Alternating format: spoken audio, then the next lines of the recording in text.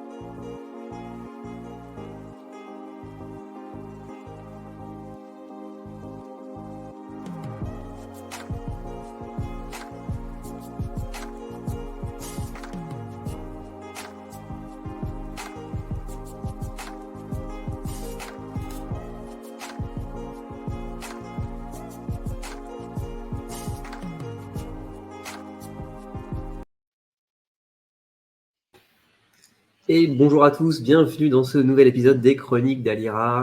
Je suis ravi de vous accueillir ici. Bonjour à tous, bonjour à toutes, bienvenue. Je vois qu'on a déjà pas mal de monde dans le chat, je vois les habitués, ça fait plaisir. Je suis aujourd'hui accompagné de Ocello. Ocello, bonjour. Salut à tous, merci pour l'invite. Merci beaucoup d'avoir pris ton temps pour venir nous voir sur les Chroniques d'Alira. Si tu veux te présenter peut-être en 2 minutes, puis on fera le tour de table juste après. Ouais, bien sûr. Alors, du coup, moi, c'est Oslo sur Twitter, donc je suis spécialiste investigation de projets crypto, due diligence, et de plus en plus maintenant, et surtout maintenant, analyste on-chain. Et j'ai commencé il y a 2 mois chez Bubble Maps, du coup. Donc, voilà. Comme quoi, je suis dans la crypto depuis 2021, donc je suis un petit nouveau dans la crypto, hein, mais à force d'y passer du temps, tu vois, on prend des automatismes, quoi. Comme quoi, l'activité sur Twitter peut mener à une offre d'emploi, c'est cool.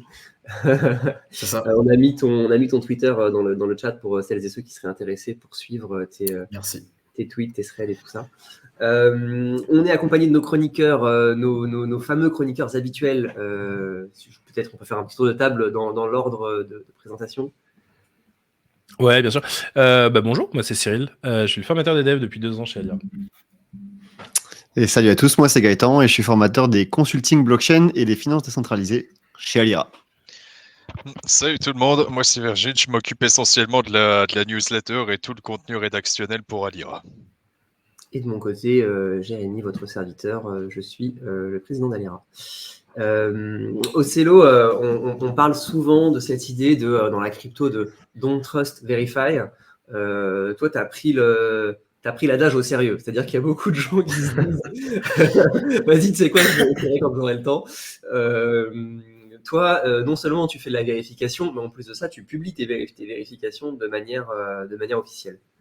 Ouais, je l'ai pris même un peu trop au pied de la lettre, hein. C'est-à-dire que tu as des gens des projets qui sont plutôt legit que je vais refuser parce que pour moi c'est du red flag, tu vois, par exemple. Mais en fait, c'est quoi les red flags pour toi? En vrai, il y en a plein, et puis tu sais, les red flags c'est assez subjectif. Moi je sais que j'ai une due deal qui est très dure. Quand un projet me contacte, d'ailleurs il n'y a plus beaucoup de projets qui me contactent, mais en gros j'ai vraiment une grosse due deal, et ça dépend, tu vois. Moi je vois pas de mention légale sur un site par exemple, maintenant en tout cas c'est red flag, alors que dans la crypto ça se fait très peu, on va pas se mentir. T'as très peu les vraies informations de l'entreprise derrière, mais en fait c'est comme si tu donnais de l'argent à un inconnu pour moi, tu vois.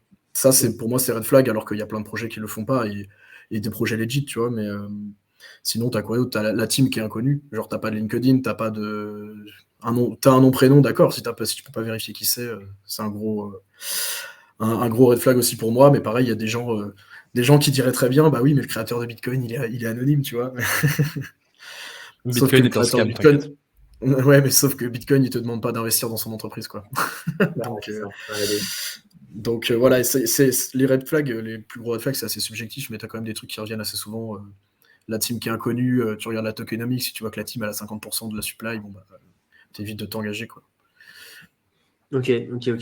Comment ce serait quoi un peu des outils ou des tips, des conseils basés sur ton expérience qu'on pourrait donner aux gens qui voudraient vérifier un peu des projets ou voudraient investiguer c'est quoi les bons réflexes?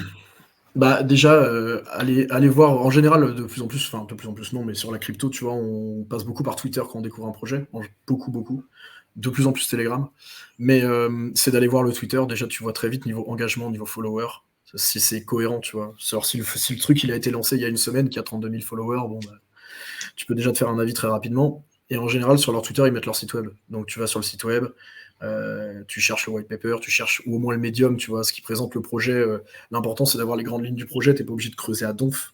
Mais rien qu'avec les grandes lignes, en soi, tu peux avoir une partie de tokenomics, une partie de la team. Tu peux voir aussi l'utilité du projet, parce que t'as des projets qui se lancent. Regarde, Jup, ils ont très bien dit qu'ils avaient aucune utilité sur le projet. Mais ça, pour moi, c'est pas un red flag dans le sens où ils l'ont annoncé. En fait, ils ont dit on lance un token, on airdrop à nos utilisateurs pour les remercier, mais ne vous attendez pas à une utilité de token pour l'instant, quoi. Donc, pour moi, il faut aller voir le site, regarder, pas forcément de fond en comble au départ, mais il y a des automatismes à prendre, comme je te disais, sur un white paper qui est clair ou un medium qui est clair pour définir les enjeux du projet, la team, les tokenomics, et puis derrière, bah, je te dis, ça c'est à l'appréciation de chacun, mais moi je vais voir les mentions légales et tout ça après, quoi. Ok. T'as participé ou t'as réalisé plusieurs enquêtes, notamment sur. Alors, chaque fois j'oublie comment on le prononce, mais c'est Plush, c'est ça, Plush. C'était un projet qui avait été promu par Kev Adams. Comment ça s'est passé cette enquête et c'était quoi ce projet Bah alors, pour la petite anecdote marrante, faut savoir que mon petit frère est assez anti-crypto, si tu veux. Il a toujours ses poncifs de l'écologie et tout ça. Et en fait, d'ailleurs, il est très content que je débunk des arnaques sur le sujet. Et en gros, un jour, il m'envoie un message sur Twitter en disant, on est d'accord, ça c'est une arnaque et tout. Je lui dis, bah, l'idée elle est bonne, tu vois, financer un film. Donc pour ceux qui connaissent pas, un plush, c'était t'achètes un NFT et selon le nombre de NFT que tu as, tu as un rendement sur le résultat du box-office du film en fait. Et tu as ton nom générique, tes coproducteurs et tout ça. C'est un peu comme un titre de propriété quoi. Et en fait, je lui dis bah l'idée est bonne. Après, ouais, c'est original, c'est pas commun. C'est la première fois qu'on voyait ça quoi. Du coup, je lui dis bah je vais regarder. En fait, il m'a renvoyé un message, je sais pas, un mois après, en disant t'as vu, ils ont commencé leur mint alors qu'il y avait eu aucune com qui était passée nulle part. Enfin, dans l'écosystème crypto. Et du coup, bah, je suis allé voir le white paper et tout, et c'était évident pour moi que c'était irréalisable. Pas évident que c'était une arnaque au départ, mais évident que c'était irréalisable.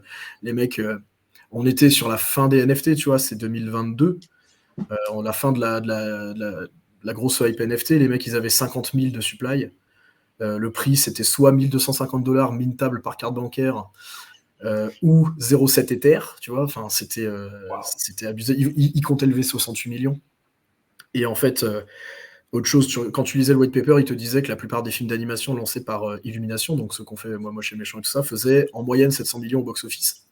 Ce qui est un peu au-dessus de la réalité, mais on n'en est pas très loin.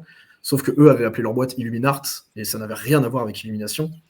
Et ils présentaient des studios qui bossaient pour eux en disant c'est des anciens de chez Illumination. En fait, non, c'est des anciens prestats de chez Illumination. Il y en a que 2 sur tous les studios qui ont bossé pour Illumination, tu vois. Enfin, que des trucs comme ça. Et là, je me suis dit ça pue. Et j'ai fait un premier thread. Après, j'ai rejoint le Discord. J'ai discuté pas mal avec le fondateur du projet, qui est finalement un mec totalement irrespectueux, qui était pour moi complètement là pour partir avec l'argent dès le début. Mais ça donc là, aujourd'hui, ton analyse, c'est que tu penses il a délibérément organisé ce projet pour pouvoir partir avec la caisse. Moi, je pense, ouais. Après, là, de toute façon, il y a une plainte qui est déposée contre ce mec-là et contre ceux qui en ont fait la promotion par 19 personnes. Donc, il n'y a que le résultat de ces plaintes qui nous donneront le fin mot de l'histoire. Mais moi, mon avis, c'est qu'effectivement, il n'y a jamais eu de film de prévu. Et en fait, derrière, j'ai regardé combien ils avaient vendu. Et en fait, comme il y a beaucoup de cartes bancaires, bah, tu peux pas tracer énormément. Tout ce qu'on pouvait dire, c'est qu'il y avait eu au maximum, 1091 ventes. Alors on se dit sur 50 000, ça va, ils n'ont pas réussi à avoir l'argent de beaucoup de personnes, bah, ça fait quand même 1,6 million, quoi. Ouais. Donc, franchement, c'est pas mal de réussir à lever 1,6 million sur du vent. C'est ok. Bah, le truc, c'est qu'en fait, s'il n'y avait pas vraiment de vent, parce que les studios existent, Moi, j'ai discuté avec eux, c'est des vrais studios d'animation. Les studios existent. Je pense, moi, qu'ils se sont fait avoir par le fondateur du projet. Mais du coup, quand tu as Kev Adams qui vient sur le Discord, qui fait une story sur Instagram, tu as des vrais studios qui existent derrière avec des vrais numéros de Siret et tout, et que en plus, ils veulent onboarder les nouveaux, on me propose de minter par carte bancaire sans créer de wallet et tout, c'est normal que ça onboard, tu vois, Ouais. malheureusement. Ouais, c'est dommage parce qu'en plus, l'idée derrière était plutôt cool. Enfin, comme tu l'as dit au début, Bah, c'est une idée qui Ouais, c'est ça. est sexy, quoi, qui donne envie. Effectivement, j'ai envie de participer à un film, je le finance, je récupère une partie des fonds derrière. Enfin, la blockchain peut servir à faire ce genre de choses de manière hyper intéressante. Donc, je comprends que ça ait attiré du monde. Après, effectivement, l'analyse derrière est pas réjouissante. Et d'ailleurs, c'était une question que je voulais te poser, c'est quels sont, quand tu fais d'analyse on-chain, en tout cas, les outils que tu utilises le plus aujourd'hui au quotidien. Tu as dit que tu étais recruté depuis Bubble Maps depuis peu, donc j'imagine que tu vas me parler de Bubble Maps, mais tu en utilises, j'imagine, plein d'autres. Et tu as Ouais. le droit de les évoquer quand même. Donc, si tu Oui, devais oui, comme bien ça sûr, donner quelques outils que tu utilises au quotidien pour les personnes qui nous écoutent. Déjà, il faut savoir que les outils, je les utilise de concert. Il n'y a pas un outil que j'utilise plus. En général, c'est assez. Ils se complètent très bien ces outils-là. Donc, tu as Bubble Maps, évidemment, maintenant, énormément, qui permet de voir l'historique vraiment d'un token, de voir des clusters de supply sur qui détient combien de tokens sur une map, en fait. Une map où chaque bulle est un portefeuille, il y a les liens en fonction de si les portefeuilles se connaissent, donc ça te permet d'avoir des gros clusters de supply. Derrière, il y a Etherscan. Etherscan, c'est la base, mais en même temps, c'est hyper puissant quand on connaît les petites features et tout qui permettent de voir des choses. Ils ont ajouté il n'y a pas longtemps des filtres avancés et tu peux voir quasiment, tu peux retrouver ce que tu veux quand tu sais t'en servir. Ceux qui sont très très puissants aussi, c'est Arkham. Arkham, ils ont fait un bad buzz il n'y a pas longtemps avec leur histoire de Bounty, mais l'outil, il reste hyper puissant pour l'analyse on-chain. Je crois qu'actuellement, il n'y a pas plus puissant. Je crois que c'est eux qui ont réussi à retrouver les wallets des ETF Bitcoin là, très récemment. Ils ont annoncé avoir retrouvé les wallets de tous les ETF Bitcoin en question. Ouais, c'est ça. Donc, tu vois, et puis bon, c'est des mecs qui s'y connaissent très très bien derrière. J'ai plus le nom de la boîte en question, mais c'est des anciens qui étaient déjà en lien avec le gouvernement et tout ça, donc dans la cybersec. Et il y a les trois. Après, BitQuery est pas mal aussi. Mais c'est globalement les 3-4 que j'utilise. Ouais, t'as trois piliers principaux que tu utilises au quotidien et après tu peux agrémenter, saupoudrer de petits outils en plus, quoi. Mais ok. Ouais, c'est ça. C'est intéressant parce que ça montre que ça reste accessible à tous dans le sens où même si c'est complexe quand on démarre, il faut maîtriser ces trois outils et avec ça tu peux déjà faire une grosse partie d'analyse on-chain tout seul, quoi, entre guillemets. Oui, complètement. Et puis pour ceux que ça intéresserait, moi j'ai pas d'études dans le domaine, je suis pas data analyst de base. C'est en cherchant sur des différents projets que j'ai pris des automatismes et que je me suis fait la main, on va dire. Et maintenant, là, comme je disais, ça fait 2 mois que j'ai commencé chez Bubble Maps en tant qu'analyste on-chain, vraiment, quoi. Mais c'est ça qui est intéressant, c'est que c'est ouvert à tout le monde, vraiment, quoi. Ouais, c'est pas facile, mais c'est ouvert à tous. C'est l'avantage de la blockchain, c'est qu'il faut quand même avoir un peu de connaissances, mais la vérification, le Don't Trust Verify, il est possible si tu mets un peu les mains dans le cambouis et que tu as envie de chercher par toi-même, quoi. C'est toute la différence avec la finance traditionnelle où tout est opaque et tu ne peux rien. C'est deux choses sur ce que tu as dit. La première, c'est que la finance traditionnelle, c'est opaque. Tu vois, sur le thread, justement, sur Plush, où j'avais montré le nombre de ventes, j'avais tagué Aurore Laluc en lui disant, en fait, il y a 1,6 million que je peux pas tracer parce que c'est de la finance traditionnelle. Ça aurait été sur la blockchain, j'aurais pu le faire, quoi. Donc, il y a déjà ça. Et j'ai perdu le fil du deuxième truc que je voulais te dire. Oui, il faut ça. Si. Ce que j'aime bien dire, tu vois, c'est que l'analyse on-chain, quand tu es sur Etherscan, par exemple, Etherscan, c'est assez indigeste. Tu vois, tu as vraiment le hash de l'ATX, l'adresse vers l'autre adresse, le montant, mais c'est vraiment une liste comme ça avec des liens et tout. Mais je le vois assez souvent comme tu prends un carré, c'est ton adresse de départ, tu fais une flèche, c'est ta transaction, tu fais un carré, c'est ton adresse d'arrivée. Si tu commences à faire ça sur les transactions Etherscan, tu vas t'y retrouver. En une semaine, tu sais lire Etherscan sans le faire, quoi. Faut vraiment se dire une boîte, une flèche, une autre boîte, quoi.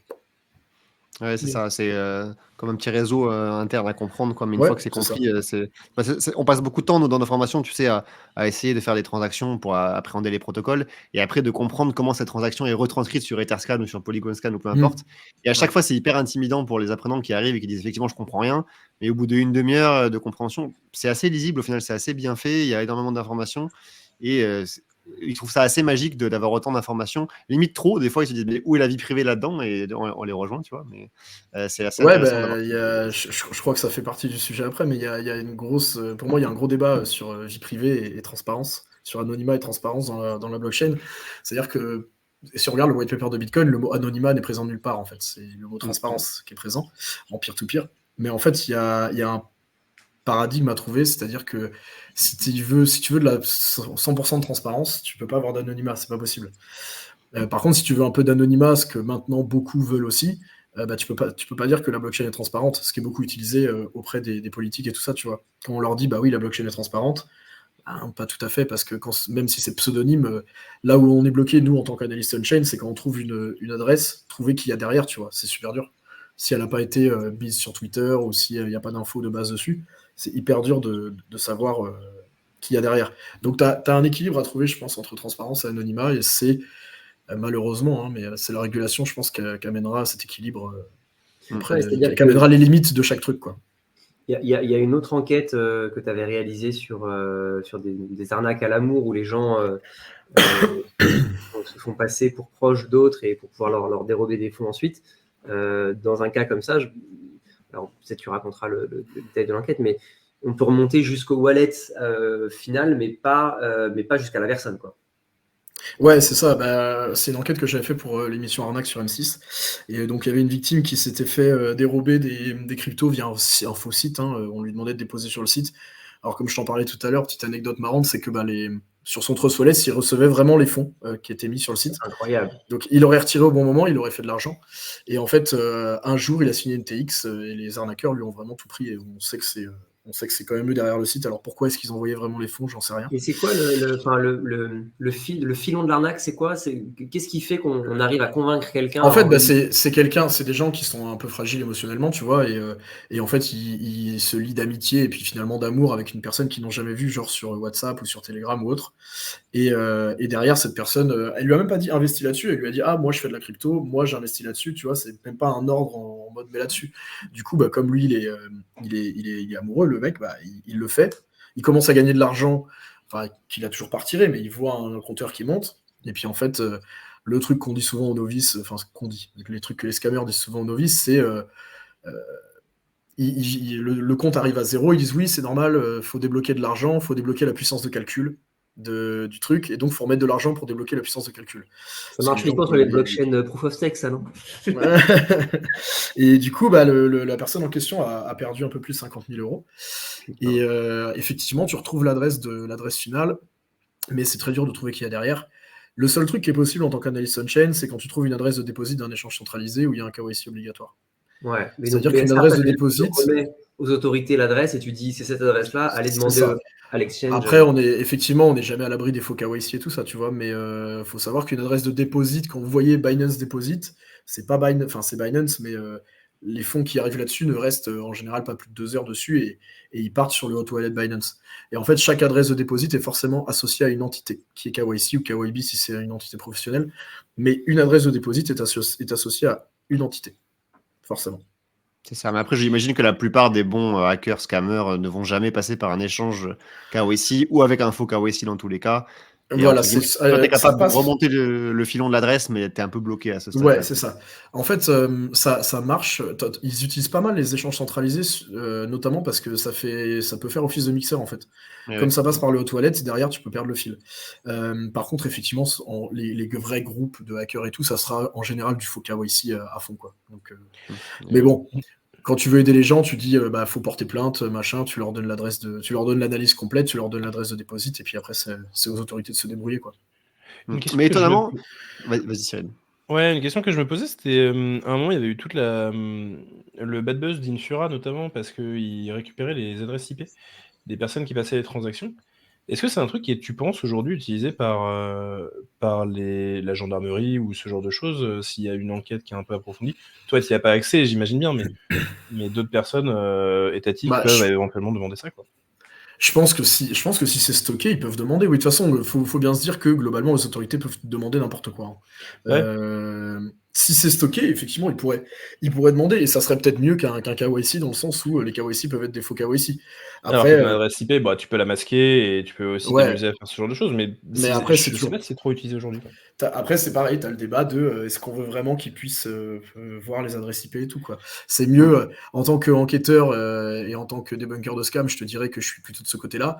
En tant que Bien sûr. personne assez libertarien, je te dirais que ça me fait chier au plus haut point, quoi. Ouais, bien sûr, D'ailleurs, je suis d'accord. c'était un bad buzz. Au final, Infura ne stockait pas les adresses IP. Au final, c'était un bad buzz. Ça, Ouais. ça n'avait pas eu lieu. C'était qu'on croyait qu'avec la. Ouais, et ça n'a jamais eu lieu. Ils ne stockent pas les adresses IP. Ok. Voilà. Mais après, rien ne les empêche de le faire, par contre. Et ils te disent qu'ils ne le font Ouais. pas. Peut-être quand le FBI en sous-jacent leur demande de le faire. Tu ne sais pas, tu vois. C'est Bah, et toujours puis pareil. j'allais. Dès que tu utilises le nœud de quelqu'un d'autre, t'es pas à l'abri qu'il le fasse.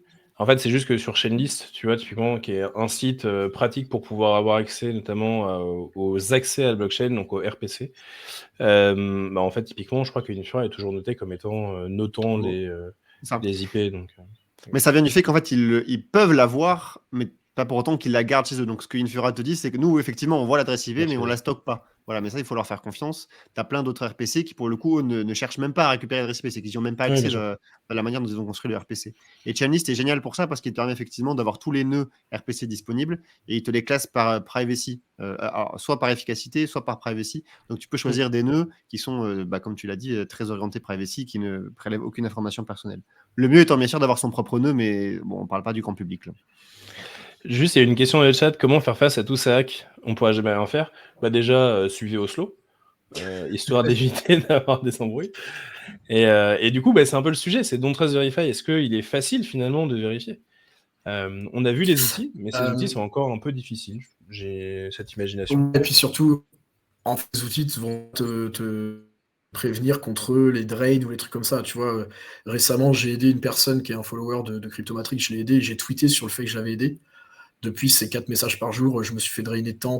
Tu vois, j'avais mis un message, le mec s'était fait drainer $200. Je lui ai dit, gros, c'est pas que je veux pas aider, mais en fait, j'en reçois trop et à faire sur le temps perso, c'est beaucoup trop long. Et le problème, c'est que faire du fondamental et de la due diligence, ça t'empêchera pas de cliquer sur un lien malicieux ou de te faire drainer ton wallet, quoi. Et actuellement, les plus grosses pertes de fonds, c'est pas de l'investissement avec un rug ou un scam, un projet NFT qui part avec la caisse, c'est vraiment les drainers, quoi. Et le problème des drainers, c'est que ton argent, il est parti. Donc, tu peux faire une analyse, trouver le wallet, mais après, c'est ce que je dis tout le temps aux gens, c'est moi, je veux bien fournir l'analyse, mais contre rémunération, parce que si je le fais gratuit pour tout le monde, là, je perds vraiment beaucoup trop de temps et c'est pas viable. Par contre, si la personne porte plainte, effectivement, moi, je suis aussi en contact avec une société qui aide à faire des dossiers comme ça. Mais je leur dis bien que ça peut prendre une dizaine d'années, parce qu'il faut qu'il y ait enquête des autorités, il faut qu'il y ait procès derrière et tout. Donc, en général, je leur dis, fais une croix sur tes fonds et passe à autre chose.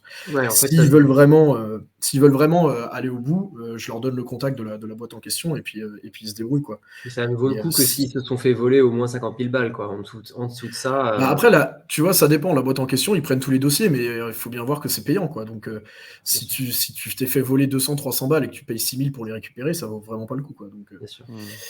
ça, c'est à l'appréciation de chacun, mais tout ce que je peux faire, moi, maintenant, c'est les diriger vers ces trucs-là. Et pour éviter les hacks, faut arrêter de cliquer sur des liens qui n'ont rien à voir avec ce que vous voulez faire, quoi. Genre, vraiment... Et prenez Ravi. Non, mais et puis regardez l'ATX que vous allez signer, quoi. Regardez-la avant, quitte à prendre l'adresse de destination et de la mettre sur Etherscan, hein. Ça prend que 10 secondes. Ouais, alors ce serait quoi alors, vas-y, avant de poser ma question, la question de Julien, quelle est la différence entre un drainer et un rug? Alors en fait, un rug, c'est tu vas investir par exemple dans un projet NFT, du coup les fonds ils vont sur le contrat du projet NFT. Le rug, ça va être ou sur une pool de liquidité si c'est un token sur Uniswap par exemple. Et en fait, les mecs vont simplement se barrer avec la totalité du pognon, quoi. C'est-à-dire ils vont vider le contrat sur des adresses perso, derrière ça part soit sur des mixeurs, soit sur des échanges centralisés. Le drainer, c'est toi qui vas cliquer sur un lien, qui va dire oh, il y a un airdrop Celestia, je suis éligible, je clique, j'accepte la transaction, et en fait cette transaction autorise le bot qui tourne sur le wallet opposé à vider tes fonds et à les envoyer sur ce bot-là qui lui derrière va les dispatcher soit vers une seule personne qui a pris un drainer, parce que c'est des services, hein, et maintenant il y a des gens qui vendent des drainers as a service. et soit vers une seule personne, soit vers un groupe de hackers qui vont se séparer les fonds comme ça. Donc en fait, un drainer, on va dire que c'est plutôt automatique et c'est toi qui as accepté la transaction, tandis qu'un rug, c'est toi qui investis, mais c'est vraiment pas de ton fait dans le sens où des fois, tu peux pas savoir comment les mecs réagissent avec 1 million de levées et puis ils se cassent avec la caisse, quoi. Ouais, c'est ça. Ok. Ce serait quoi si on avait, je m'apprête à faire une transaction, un peu le réflexe, mettons que j'ai pas envie d'y consacrer 10 heures, parce que si j'y consacre 10 heures, je fais plus jamais aucune transaction de ma vie. Mais si en 5 ou 10 minutes, ce serait quoi la série de bons réflexes à avoir pour pas réduire à zéro, mais minimiser les chances de me faire taper par un. Déjà, regardez, sans parler même de la transaction, regardez l'URL du site où t'es, quoi. En général, c'est pas l'URL officiel. Si on reprend l'exemple d'un Celestia, par exemple, tu trouves un truc, tu penses que tu es éligible à l'airdrop, tu es prêt à signer la TX, regarde l'URL sur lequel tu es, va sur le compte officiel Twitter Celestia, regarde l'URL qu'ils ont, je crois que c'est celestia.org tout simplement. Tu vois, le L, ça peut être un I majuscule. Essaye tu vois, tu copies-colles l'URL et tu le mets dans un truc qui le passe soit tout en majuscule, soit tout en minuscule. Comme ça, tu vois si tu as des différences entre l'URL officiel et celui-là. Et sinon, derrière, tu regardes ce que tu signes, en fait. La plupart du temps, tu vois quand même l'adresse du contrat ou l'adresse là où tu autorises la transaction, quoi. Donc tu la prends, tu prends ça, tu mets sur Etherscan et tu vois ce qui se passe. En plus, Etherscan est très fort pour flaguer les drainers maintenant, où ils utilisent le tag fake phishing. Donc si tu vois que l'adresse est taguée comme ça, tu annules tout, tu signes pas la transac, et puis voilà. Et ça prend même pas 10 minutes, je pense. Et tu as le wallet Rabi qui du coup automatise beaucoup de choses que vient d'expliquer Ocelo. Ouais. Parce que le wallet Rabi, il analyse l'URL du site sur lequel tu es. Il te dit, oula, ça c'est un site qui n'est pas populaire, il n'y a jamais personne qui clique dessus. C'est bizarre, ça paraît être un site de phishing. Il analyse la transaction en elle-même pour savoir si les tokens qui vont être ponctionnés correspondent pas à ce que tu voudrais faire. Donc il analyse ce qui se passera avec ta transaction. Et il analyse le smart contract en question aussi pour savoir si c'est un smart contract qui a été déployé il y a 2 heures. Tu dis, oulala, je suis sur Uniswap, mon smart contract il devrait être déployé depuis un peu plus que 2 heures, quoi. Ça me paraît bizarre que ça qu'il y ait des heures. Donc il est génial, nous on le conseille maintenant à tout le monde, mais ça n'empêche pas de faire sa due diligence soi-même en plus. Il ne faut pas faire 100% confiance à Rabi, on ne sait jamais, peut-être que leur serveur peut se faire pirater, on n'en sait rien, donc il faut quand même le faire soi-même. Mais en plus, avec cette deuxième couche, donc ce que Ocelo vient de vous dire plus Rabi, là vous commencez à être bien protégé en termes de drainer en tout cas. Parce que pour les rugs, là par contre, c'est votre faute entre guillemets, vous avez choisi le mauvais projet, mais pour les drainers, vous êtes protégé. Et juste, c'est vrai que passer par éventuellement CoinGecko ou CoinMarketCap, qui sont des sites qui recensent toutes les cryptos les plus importantes du marché, sur ces sites-là, vous avez l'adresse du projet. Donc du coup, vous allez pouvoir aussi retrouver l'adresse sur un site de référence qui, encore une fois, est à risque, qui peut se faire hacker, tout ça. Mais bon, c'est un travail supplémentaire pour le hacker qui veut peut-être pas hacker CoinGecko, quoi. Donc, ça m'est arrivé la semaine dernière, figure-toi, j'ai voulu aller sur le Discord de Jarvis, je suis passé par CoinGecko et le lien du Discord c'était vers un fake j'ai un apprenant qui a failli se faire avoir. Donc ça, il faut faire vachement attention même en passant par des liens comme ça, parce que je donnais ce même conseil par le passé, passer par CoinGecko, mais tu vois, il faut quand même faire attention. Aujourd'hui, je donne plutôt DeFi Lama, mais bon, peu importe, c'est la même idée. Attends, ça veut dire, quand c'est aussi un truc pareil, ça veut dire que CoinGecko se fait compromettre? Enfin, c'est quoi cette histoire? Non, soit il s'est fait compromettre, soit vu que c'est un petit projet, pour eux, Jarvis, c'est pas Bitcoin, donc ils n'ont pas très bien vérifié, et le lien Discord qui a été mis, parce qu'il y a beaucoup de liens communautaires en fait sur CoinGecko, tu as des dizaines et des dizaines de liens. C'était un faux Discord Jarvis qui te demandait de faire un petit captcha de vérification, le captcha est drainé tes fonds. Donc voilà, il faut vraiment faire hyper attention partout. Nice. Super. Le risque de drainage, c'est surtout pour les tokens ERC20 que ça craint, car ils ont un mécanisme d'approval. On peut pas se faire siphonner les Ethers, demande Julien Crypt.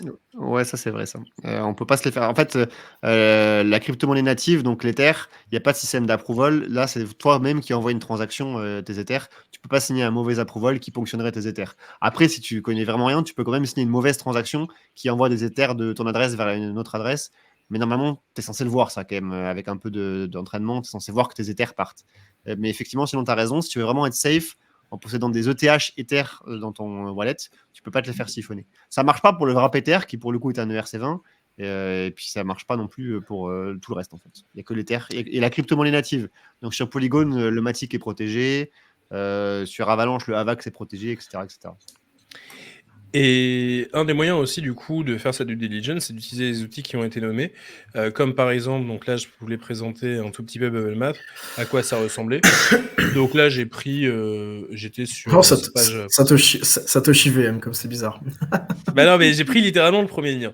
Mais du coup, ce qui est intéressant, c'est éventuellement comment analyser ça. Je vais pas te demander un cours complet sur l'utilisation de Bubble Map. Éventuellement, d'ailleurs, ça serait un truc marrant d'intégrer un petit chat GPT ou quoi pour analyser ce qui est affiché. Mais en gros, là, du coup, qu'est-ce qu'on doit voir sur Satoshi VM? T'as l'air de... Là, alors bah, là, déjà, on voit un truc, tu vois, en haut à gauche, tu es en Ether. Donc là, en fait, les liens entre les wallets, c'est les wallets qui se sont envoyés de l'Ether. Si tu cliques sur Satoshi VM, là, tu auras les wallets qui se sont envoyés du Satoshi VM. Ce qu'il faut bien savoir, c'est que sur Bubble Maps, tu n'as que les 150 plus gros holders. C'est-à-dire qu'au moment où la map a été créée, si une adresse a été vidée, elle a servi de transition, par exemple, tu la verras pas. Ok. C'est pour ça qu'avec le truc premium, en fait, si tu regardes en haut de la wallet list, tu as une barre de recherche. En haut de la wallet list. Non, à droite. Ah, pardon, excuse-moi. T'as ta liste de wallet à droite. Ah, mais je suis... Ouais, En ok, haut, tu as ça une barre de recherche. En fait, alors, avec le premium, si tu mets une adresse là-dedans, tu peux la rajouter manuellement. Et D'accord. du coup, si elle a des liens avec des bulles présentes, les liens se feront automatiquement. Ok. Derrière, si tu cliques sur 4 days ago, tu verras qu'en fait, il y a plusieurs maps, tu as plusieurs dates de maps. Ouais. Là, par exemple, la première avec les flèches bleues, ça, c'est quand un membre premium peut le faire. Tu peux créer une map avec les 500 plus gros holders et non plus les 150 plus gros. Et ça permet de voir notamment des clusters. Tu vois, le cluster bleu, là, par exemple, si tu cliques dessus, là, il n'y a plus beaucoup, mais tu peux voir qu'il détient 0,4% de la supply. Il y a des gros volumes de transfert. D'ailleurs, c'est quoi? C'est une adresse, c'est un contrat? Ouais, je crois c'est un contrat, je crois. Et en gros, tu peux montrer les transferts, tu peux voir combien ils ont envoyé, combien ils ont reçu. Et en fait, une fois que tu as rajouté, tu t'en sers pour voir par exemple les plus gros wallets. Tu vas sur Etherscan, parce que si tu cliques sur l'adresse, ça t'amène directement sur Etherscan. Et en fait, tu peux voir comment ils ont été fondés. Et c'est là que tu vas commencer à rajouter des adresses à la main, tu vois, pour créer ta map, en fait. Okay. Ah, bah du coup, ça, c'est le token, c'est l'adresse du contrat du token, d'après ce que je comprends. Et sur le Satoshi VM, on a vu les dramas, tu vois, Bubble Map a retrouvé le wallet qu'a envoyé aux influenceurs. Il y avait 250 wallets d'influenceurs qui étaient connectés. Il m'a dit, attends, je vais juste regarder si je peux te l'envoyer. Si je peux te le mettre dans le chat, je vais regarder parce que ça pourrait être très intéressant de le montrer très vite fait. Affichons 258 influenceurs là, comme ça en direct sur le. Non, mais tu verras au moins un truc. Ah, tu peux me l'envoyer dans le chat privé plutôt que dans le chat tout court. Ouais, bien sûr. Parce que les liens sont pas autorisés sinon. Et au passage, du coup, ton rôle au Celo chez Bubble Maps, c'est quoi? Je sais pas si tu l'as. Je suis vraiment enquêteur on-chain. En gros, ils se servent beaucoup de ce qu'ils font sur Twitter pour montrer la puissance de l'outil. Et du coup, moi, je fais des enquêtes, je cherche les pépites un petit peu à faire, je fais l'enquête et eux pour la publier sur Twitter, quoi. D'accord, excellent. Si je prends la 500 comme toi. En tout cas, c'est vraiment incroyable qu'à la fois il y ait ces outils, mais aussi qu'il y ait des gens comme toi qui passent du temps et de l'intelligence pour reconstruire les choses. Parce que l'assainissement de l'écosystème, il ne se fait pas tout seul. Et Dieu sait s'il y a besoin d'avoir de l'assainissement dans cet écosystème. Et ça, pour moi, il y a un jeu de maturation de l'écosystème qui ne peut se faire que parce que des gens comme toi, ils passent du temps et de l'énergie. Donc, merci pour le service que tu rends à la patrie crypto. C'est gentil. Je te le trouve pas là, le truc. Parce qu'il y a un truc, il y a le wallet de l'IDO en fait, et du coup, tu as tous les influenceurs qui sont reliés à ce wallet là. Ça aurait été intéressant, mais là, je l'ai pas sous la main. Mais voilà, en gros, Bubble Map permet de faire des maps et du coup, ensuite d'aller sur Etherscan ou sur Arkham, voir si c'est flagué par exemple. Et ça te permet de voir des gros clusters de tokens. Ouais, comme ici. Qui sont. Ouais, c'est ça. Après, t'en as des fois des vraiment gros, tu vois, où tu vois que la team, du coup, tu vois que c'est le truc de team et tu vois qu'ils détiennent finalement 40% de la supply, alors que tu serais sur Etherscan, tu verrais des transactions, mais tu ferais pas vraiment le lien entre le fait que ces wallets-là se connaissent, quoi. Yes. Il y a Akudol qui demande si on n'est pas premium, on peut pas suivre une adresse quelconque. Alors en fait, tu peux suivre une adresse dans le sens où en fait n'importe quelle bulle peut t'amener sur Etherscan. C'est là que tu vas suivre une adresse. Par contre, avec le Premium, ça te permet d'avoir effectivement les 500 plus gros holders, donc les 500 premières bulles au lieu des 150 premières. Et je crois que si tu n'as pas le Premium, tu peux pas rajouter une adresse si tu tapes une adresse inconnue. Attends, je sais pas si tu as une adresse sous la main, n'importe, tu tapes une adresse inconnue, normalement, je sais pas si tu peux. Ça prend les étages, enfin, les points. Ouais, tu vois, donc toi, tu peux pas l'ajouter. Ouais, ça prend les éthers, ouais, bien sûr. Donc là, tu peux pas l'ajouter. Donc, effectivement, si tu veux rajouter une adresse, il te faut le Premium. Mais du coup, c'est assez puissant derrière. Bah tiens, si tu veux montrer un cluster, dès que je clique sur le petit œil avec Uniswap, Ah, pardon. va sur n'importe quel. En vrai, va sur n'importe quel token. Là, tu es sur Uniswap, va sur le token Uni. Sur le token natif, et tu mets. Déjà, tu vois, tu as un cluster là. Et si tu mets derrière. Là, tu as déjà Uniswap. Tu as tout qui est montré déjà. Donc là, tu as des clusters intéressants, tu vois. Après, si tu rajoutes d'autres toilettes, tu vois qu'il y a des fois des trucs assez aberrants. Mais je vous conseille d'aller voir le Twitter de Bubble Maps. Dans les highlights, il y a toutes les enquêtes qu'on fait un peu de bruit. Très stylé en tout cas comme outil. Ouais, et c'est un outil français. Bravo. Oui, c'est français, Bubble Maps, tout à fait. Et puis c'est normal que le projet ait un certain coût, parce que le coût d'infrastructure derrière Bubble Maps, il doit être énorme, parce que là, il faut des nœuds archives sur plein de blockchains qui doivent coûter bien cher aussi à maintenir. Donc on comprend que l'outil est gratuit pour monsieur tout le monde, mais effectivement, quand tu vas aller un peu plus loin, c'est bien normal qu'il soit payant, quoi. Enfin, c'est un service qui est énorme. C'est ça. Top. Okay. Merci beaucoup. Génial. Avec plaisir. Merci beaucoup pour ton partage d'expérience, hyper intéressant. Et en tout cas, ce qu'on en retient, c'est prenez un peu de temps pour faire des vérifications minimales, même si vous n'y passez pas 10 heures, pour au moins vérifier que le projet existe, que vous n'êtes pas en train de vous faire manger vos sous gratuitement. Utilisez Rabi. Ça, je pense qu'on le martèle beaucoup et pour une bonne raison. Et ensuite, bonne chance à vous. Regardez-vous. Et j'ai vu que Oslo doit bouger, il a un rendez-vous forcément après, donc il doit nous laisser. Merci beaucoup d'avoir été présent en tout cas. Merci pour l'invitation, c'était très cool, et puis merci aux gens du chat d'avoir été présents, merci pour les questions. Et puis merci à toi et bonne fin d'émission à vous. Ça marche. Merci à toi. Merci. À bientôt. Salut. Et donc du coup, on passe à notre sujet 2.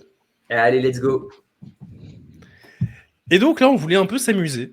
Jérémy, c'est un exercice qu'on va faire devant vous. Alors bon. Un petit versus. À la base, on voulait parler d'autre chose. À l'ère de l'IA. C'est ça. À la base, on voulait parler d'autre chose. On voulait parler de l'IA, on en reparlera la semaine prochaine. Mais en fait, on s'est dit, l'IA aujourd'hui, c'est intégré partout. Et nous, ça nous amuse en fait de voir à quel point il y a de l'intégration IA partout. On a parlé du Apple Vision Pro. Peut-être qu'on fera un truc sur la VR une prochaine fois. Mais là, cette fois-ci, on se disait, bon, attends. Il y a plein de navigateurs qui sortent leur propre système d'IA. Par exemple, là, je vous montrais Bubble Maps sur Brave. En réalité, il y a du coup sur Brave un outil d'IA qui s'appelle Léo. Mais ce n'est pas le seul. Et surtout, il y a deux grandes entités qui aujourd'hui se bataillent le marché de l'IA sur navigateur. Et les deux principaux, j'ai l'impression, sont Edge, qui est un type de Chromium qui est utilisé par Microsoft et sur lequel ils ont implémenté Copilot. Et il y a Arc, qui est un outil, un navigateur web, tout à fait, qui est sur Mac et qui est vraiment propulsé par l'IA. Et on s'est dit, mais viens, en fait, on essaye de voir lequel est le plus performant entre Arc et Edge. Voilà, c'est un petit truc qu'on s'est dit qu'on allait faire pendant 5 minutes, histoire d'avoir un enchaînement de sujets après vers un truc un peu plus complexe avec EigenLayer. Et donc, on essaie de se faire ça. Allez, let's go. Effectivement, on vous parlera. Donc là, on fait le petit battle IA sur les navigateurs. Et ensuite, on vous parlera donc de EigenLayer, qui est un projet qui fait les grands titres de Twitter depuis un petit moment. Et qu'on verra après. Alors, du côté de Edge, du coup, qu'est-ce que ça donne, les fonctionnalités d'IA dans Edge? Est-ce que c'est utilisable ou pas? Parce que je t'avoue que quand j'ai voulu tester les trucs équivalents, alors c'était sur Chrome de mémoire, je ne sais plus, j'ai eu envie de jeter l'ordinateur par la fenêtre. Est-ce que sur Edge, ça se passe un peu mieux? Du coup, pour tester ça, moi, le truc que j'aime bien faire, c'est lui donner un article de recherche et voir en fait à quel point il est capable de m'en faire un résumé que moi je peux comprendre sur un article vraiment où je suis absolument nul. Et donc du coup, on essaie de se faire ce petit truc. Let's go. Allez. Quand tu dis un article de recherche, tu pars d'un article de recherche scientifique, c'est ça. Exactement. Et donc, moi, la base, c'est d'aller sur Archive. Voilà, je peux donner le lien dans le chat. Et sur Archive, c'est la base de données de tous les articles scientifiques qui sortent au plus récent. Et donc, moi, j'aime bien prendre un truc vraiment complètement aléatoire, je sais pas. Qu'est-ce qu'on aime aujourd'hui? Différentiel géométrie? Ah, ça a l'air super, ça. Allez. Et du coup, on va prendre... La génétique, moi, je veux bien la génétique. Il y avait de la génétique. Ah, la génétique, tu préfères de la génétique? C'est cool, la génétique. C'est où la génétique? J'ai pas vu. Ouais, t'es dans mathématiques, je pense qu'il faut que tu remontes avant. Ah, pardon. Non, mais non, et si tu veux, vas-y, quantitative biologie, et on peut aller sur génomics, tiens, vas-y. Ah, génomics. Parfait. Et donc, prenons un PDF aléatoire. Donc là, je suis sur Comparative Analysis of Gene Expression Profiling by Statistical and Machine Learning Approach. Donc, on est en plus sur de l'IA. On est sur un thème génétique et IA. Donc, du coup... c'est bien. Exactement. Sur Edge, on a un petit bouton en haut à droite qui permet du coup de directement lancer Copilot et qui là vient me donner mon assistant IA au quotidien. Je peux lui demander donc des éléments plutôt créatifs, plutôt équilibrés, plutôt précis. Moi, je vais lui demander un truc équilibré et je vais lui dire génère un récapitulatif du document. Comme ça, nous n'enregistrons pas cette conversation, nickel. Et là, normalement, il va me donner un récapitulatif du document en espérant qu'il me le fasse assez vite. Voilà, parfait, super. Est-ce que tu peux zoomer un petit peu parce qu'on a un peu du mal à lire alors, je peux pas zoomer dans Edge. Je pense pas qu'il puisse parce que c'est un volet d'écran, donc il peut pas. C'est un volet d'écran. Et après, en plein écran, c'est largement lisible, il n'y a pas de souci. Merde, est-ce que j'ai fermé l'attention? Ok, bah je suis désolé, mais oui, en effet, en plein écran, ça devrait être un peu mieux. Très bien. Et donc voilà, il me sort quelque chose qui, a priori, je vais pas trop maîtriser le truc. Donc du coup, on a utilisation de 3 modèles de machine learning, régression logistique, perceptron multicouche et réseau neuronal graphique, et de 5 méthodes de filtrage statistique pour classer des échantillons de tissus humains selon leur type ou sous-type de cancer à partir de données de séquençage d'ADN. Bon, la vérité, c'est que je vais pas vérifier qu'il me donne exactement ça, le papier. Ça me paraît un peu trop compliqué. Par contre, ce que je peux lui dire, c'est fais-moi un récapitulatif comme si j'avais 15 ans. On a quand même un peu de connaissances. On a 15 ans, on n'a pas 3 ans ici. Allez, on a fait une première bio. Ça. Première S en biologie. Voici un résumé simplifié du document. On veut comparer comment des méthodes statistiques et d'apprentissage automatique analysent l'expression de gènes pour trouver des signatures moléculaires importantes liées à des maladies. On a utilisé 3 modèles de machine learning et 5 méthodes statistiques pour classer des échantillons de tissus humains en fonction de leur type de cancer à partir de données de séquençage ADN. Franchement, moi je trouve que le résultat, il est extrêmement clean. Pour un document qui ne fait pas non plus 1 milliard de pages, on est tranquille, je trouve qu'il est quand même très propre.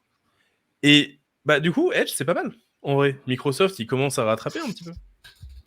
Ouais, non, mais et clairement, je trouve que c'est utiliser de l'IA et des modèles de langage, parce que c'est ça dont on parle, pour résumer des documents, moi je trouve que ça fait partie des cas d'usage qui sont quand même vraiment assez pertinents parce qu'en général, il se trompe assez peu, il hallucine assez peu parce qu'en fait, le prompt est très cadré. Le prompt, c'est l'ensemble du document PDF qu'on lui a collé à gauche, donc il n'est pas en train de nous inventer des trucs improbables. Et effectivement, résumer du texte, en vrai, les modèles de langage, ça a quand même une partie été conçu pour ça. Donc ça marche assez bien. Ouais, j'aurais assez peu confiance de l'utiliser pour des études scientifiques parce que je trouve que c'est toujours dans le détail que les études scientifiques sont importantes et elles sont justement souvent critiquées parce que l'abstract qui est écrit à la main par les chercheurs n'est pas toujours ce qui est en fait trouvé dans l'expérimentation derrière. Donc avoir en plus un ChatGPT qui résume un abstract écrit à la main, tu vois, t'es pas sûr de ce que... En fait, le problème, c'est que la substantifique moelle de ce papier, pour la comprendre, il faut être un spécialiste toutes les subtilités, tu vois, pourquoi le papier est intéressant, qu'est-ce qui change, etc. En fait, il faut avoir plein de connaissances contextuelles sur le secteur que on n'a pas, en tout cas pas nous 4. Et je suis d'accord avec toi sur le fait que oui, pour comprendre en quoi le papier change le consensus, il faut connaître le consensus, quoi. C'est ça, mais il y a un truc qui est assez marrant, du coup, que moi je trouve bien fait avec Copilot, qui est du coup l'IA principale de Microsoft. J'ai oublié de le dire, mais c'est intégré aujourd'hui dans tous les outils Microsoft, parce qu'il y a quand même du coup de la valeur de comprendre un petit peu comment c'est géré, puisque Microsoft est quand même une grosse boîte, a priori, dans l'informatique. Et ce que je trouve assez bien fait, c'est à quel point il essaie de vraiment me parler comme si j'avais 15 ans. L'analyse de l'expression génétique est un domaine passionnant, mais il faut aussi comprendre la biologie pour interpréter les résultats. En gros, on essaie de comprendre comment les gènes fonctionnent. J'aime bien le en gros, mais il faut garder en tête que la biologie est super compliquée. Smiley. Donc, franchement, c'est propre ce qu'il me donne. Ouais, c'est limite un peu trop enfantin pour 15 ans, tu vois, mais oui. je Et comprends l'idée. justement, on a 15 ans, on l'assume jusqu'au bout, c'est ça qui est beau. Tu vois. Par contre, c'est quel modèle qui était derrière? Est-ce que c'est enfin, c'est les modèles d'OpenAI? Parce que Microsoft est très proche de Bah ouais, OpenAI. en fait, ok. il possède OpenAI.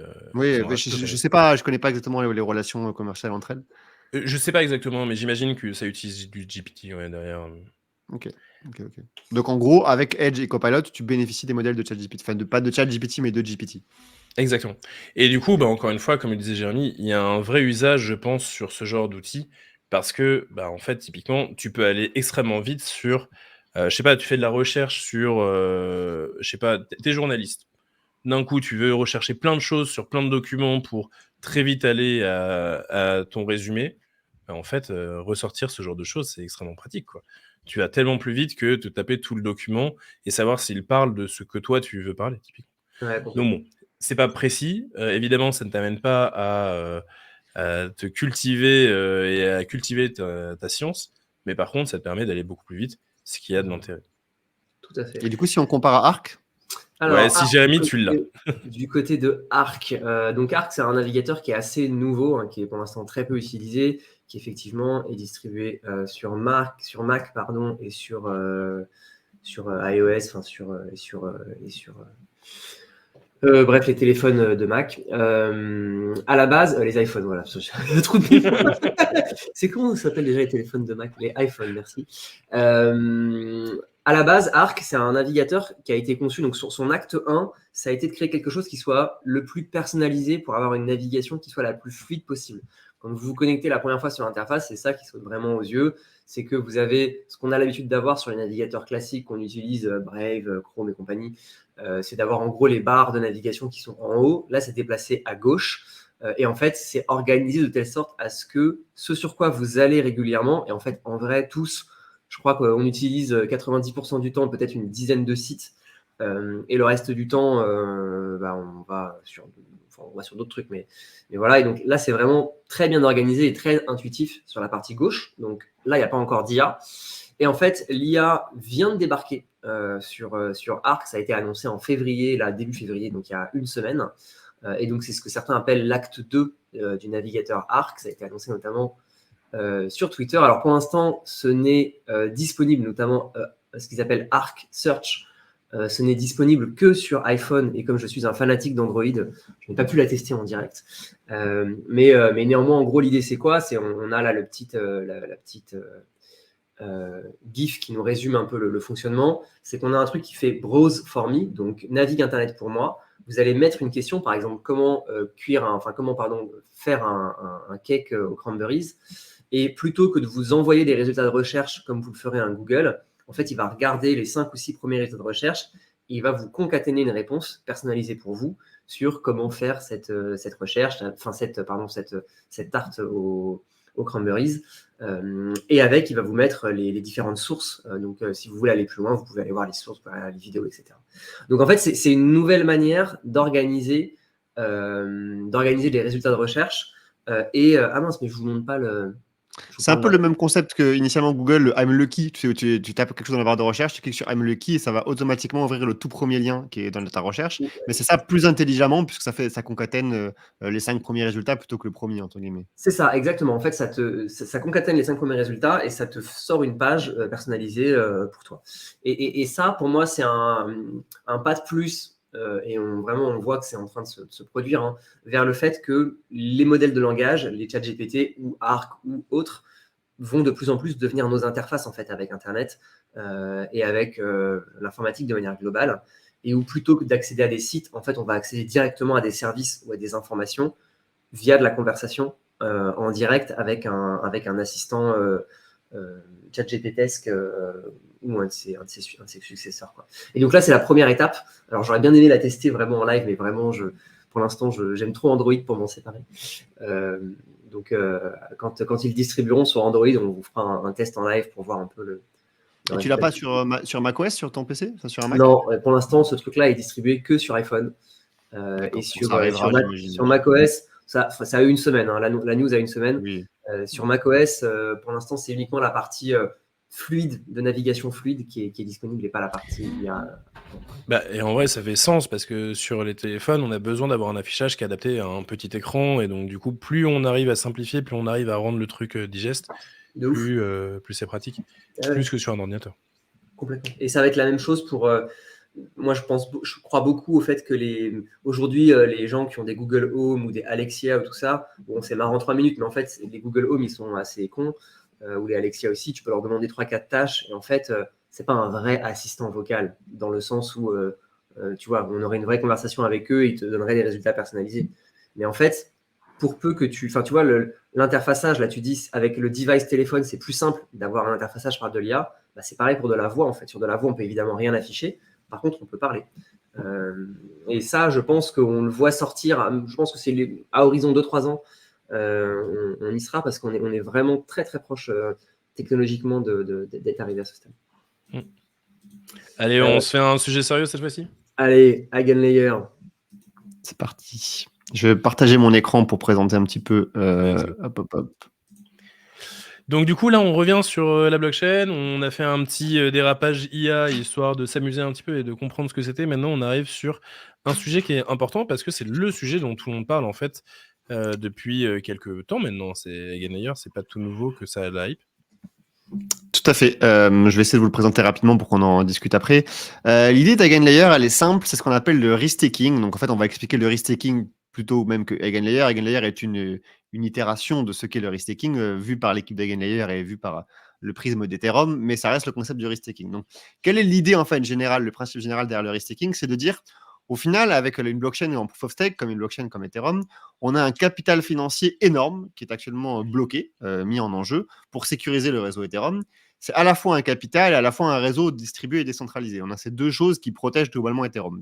Une blockchain proof of stake, c'est surtout protégé par ça, par un capital financier et un réseau de validateurs décentralisés.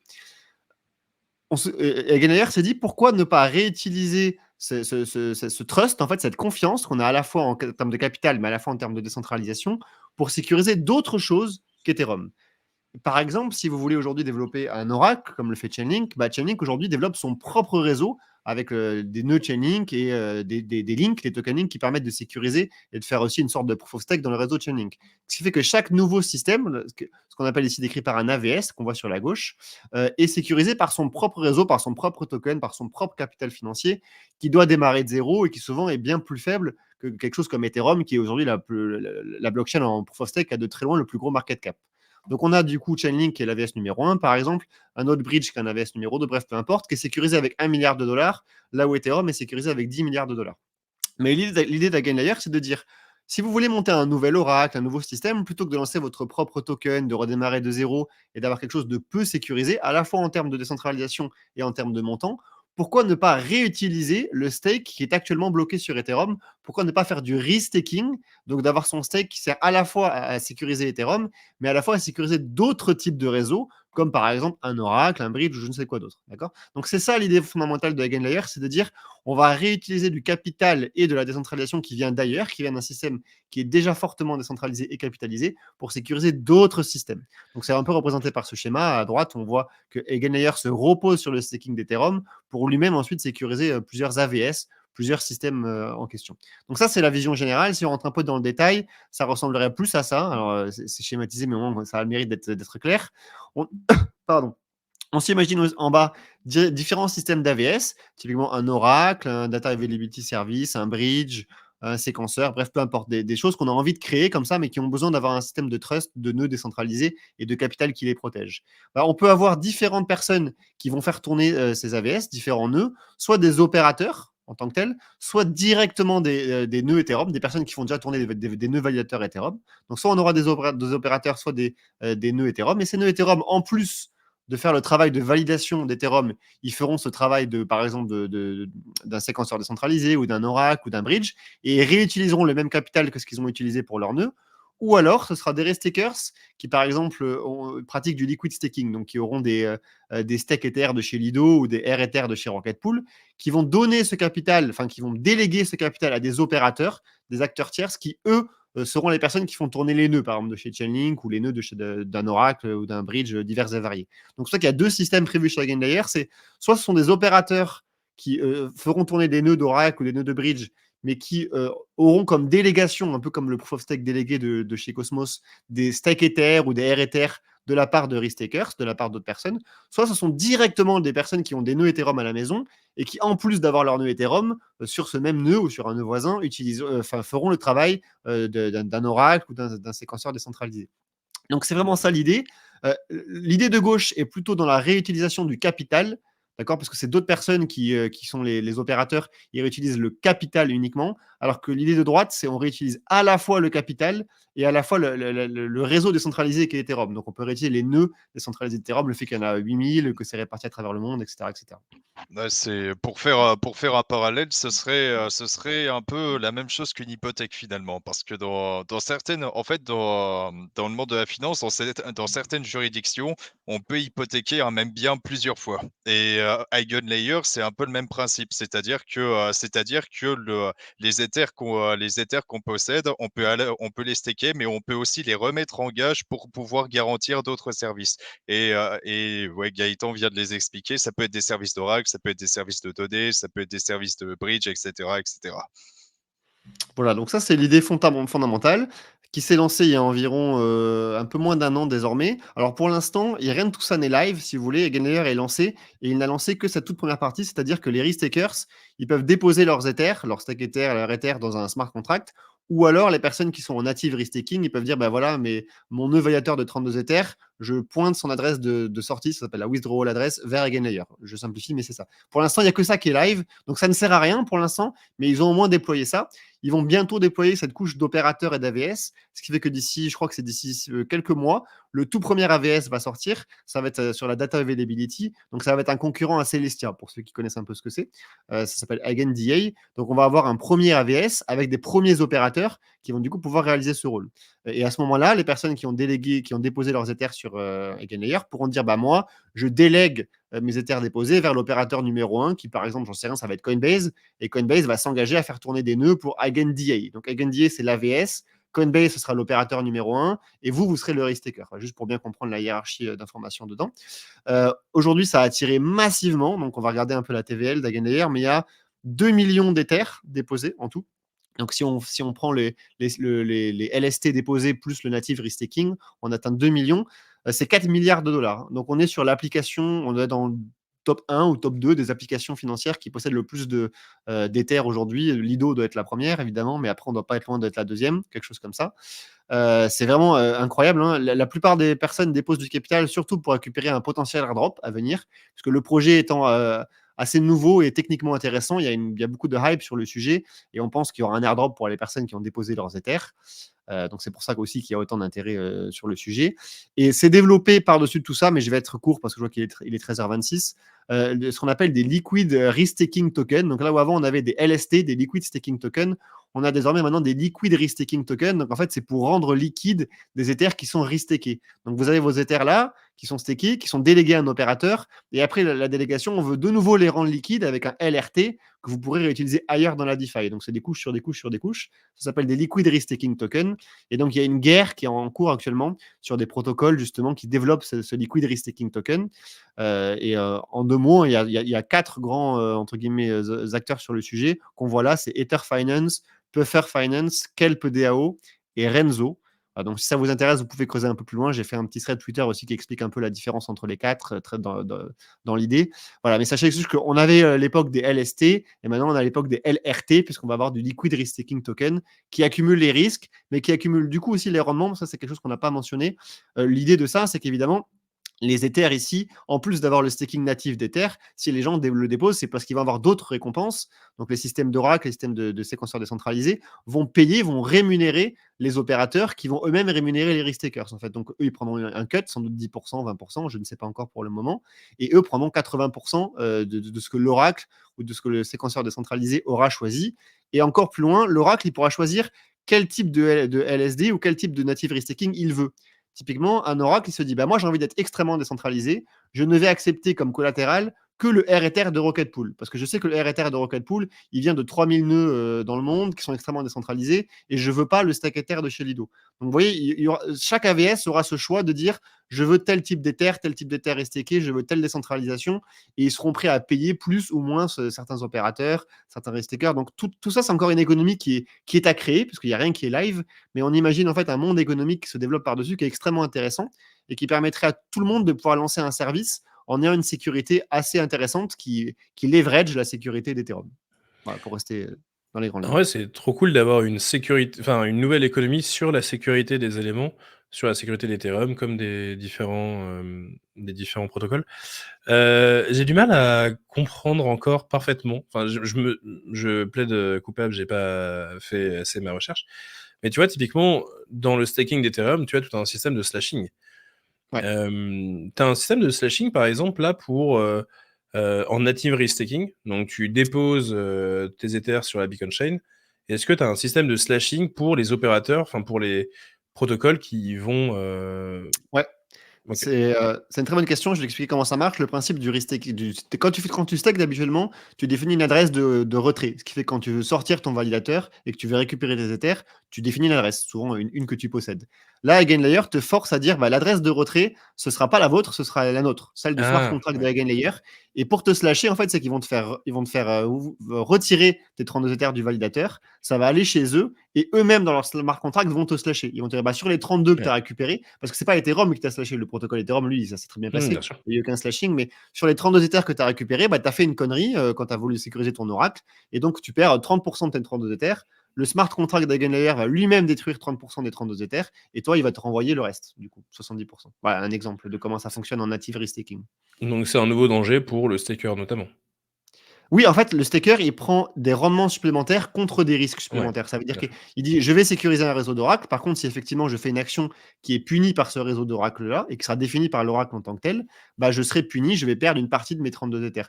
Mais c'est pas au niveau d'Ethereum qu'il y a le slashing, si tu veux, c'est au niveau du smart contract d'EigenLayer. Parce qu'EigenLayer, il n'a pas accès au slashing d'Ethereum. C'est pas accessible, ça, du monde extérieur. Voilà. Et ça marche pas avec les opérateurs, dans le sens où la personne, elle dira, moi, je délègue 10 stake Ether à l'opérateur numéro 1, mais si l'opérateur numéro 1 il fait n'importe quoi, sur ces 10 R-Ether, peut-être que tu vas en perdre 2, parce que tu seras slashé par le smart contract d'EigenLayer. Et moi, j'avais du mal aussi à comprendre initialement, mais c'est ça, en fait. C'est que le slashing, c'est le même terme, mais c'est pas le même slashing. Si tu veux. C'est un slashing au niveau des smart contracts. À deuxième niveau. En cas de slashing sur un AVS, on va quand même brûler de l'Ether. Ouais, typiquement, tu vas quand même brûler de l'Ether si en effet tu te fais slasher sur ton deuxième. Mais oui, ça va dépendre comment EigenLayer l'implémente, mais de ma compréhension, EigenLayer vraiment détruirait les Ethers, c'est-à-dire qu'il les burnerait et pas il les récupérait pas pour les distribuer à quelqu'un d'autre. Tu vois, et dire qu'il pourrait se faire un max de thunes comme ça. Ce que tu vas burn, c'est, si je comprends bien, c'est plutôt les R Ether ou c'est les dérivés d'Ether, c'est pas l'Ether en direct. Et mais ça dépend où tu te places. Si tu es à droite, là, sur le native restaking, c'est de l'Ether direct. C'est-à-dire que les 32 Ethers, ils ressortent du contrat de la Beacon Chain. Et là, il y en a par exemple 10 qui partent et qui sont burn. Si effectivement c'est ici, là, je sais pas comment ça se passe, effectivement.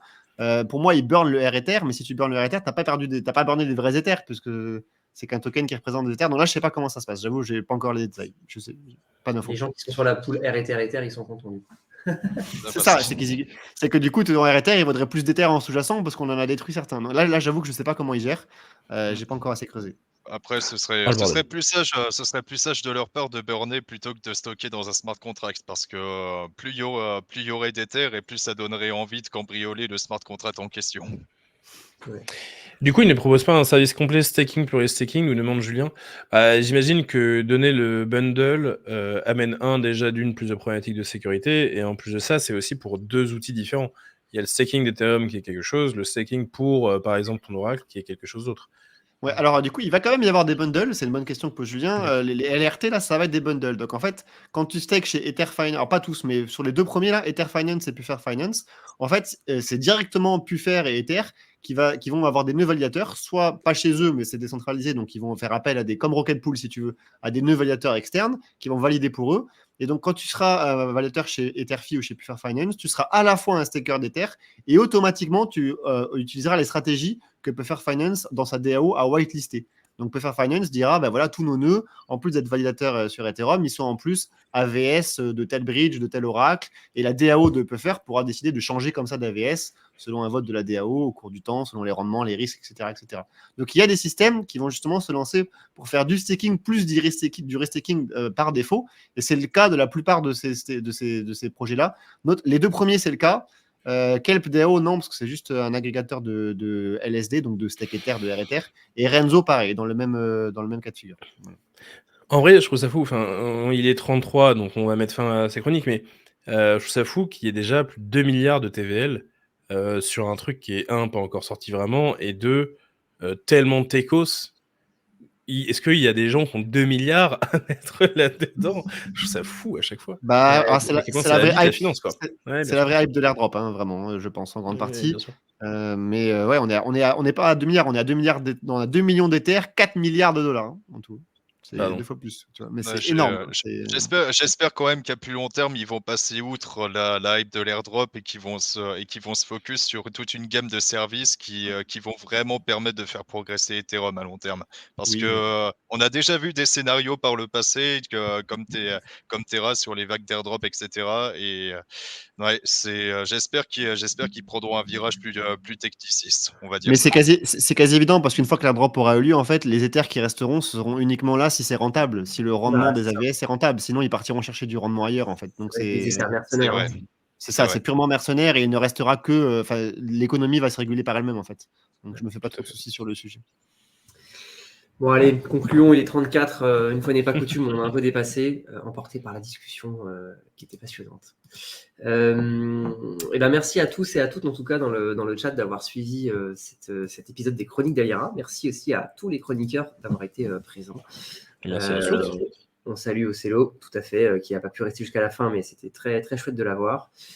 Si vous souhaitez apprendre plus de choses sans payer sur la blockchain, vous pouvez aller voir la chaîne YouTube d'Aliera, que je vous mets dans le chat juste là. D'ailleurs, il y a les replays aussi de ces épisodes-là, mais bon, vous venez de le voir en live, donc je ne vous mets pas la chaîne du replay. Mais donc, en tout cas, sur la chaîne YouTube d'Aliera, vous trouverez des vidéos intéressantes et vous pouvez vous abonner si vous le souhaitez. Nous, c'est toujours Aliera, on est toujours une école spécialisée sur la blockchain et sur l'IA. On forme des développeurs, des consultants et de la finance centralisée et de la tokenomics sur tous ces métiers. Si vous voulez nous rejoindre, la prochaine promotion s'appellera Turing et elle débutera fin avril. Donc sur aliera.fr, vous allez trouver toutes les infos, pouvoir prendre rendez-vous avec un conseiller formation, étudier votre dossier, le financement, tout ça. Et puis voilà. Et puis je vous remercie à tous d'avoir suivi ces chroniques. Ça m'a fait très plaisir de les animer. Bon appétit à ceux qui n'ont pas déjà mangé. Et à très bientôt. Salut. Salut tout le monde, bon appétit. Salut tout le monde.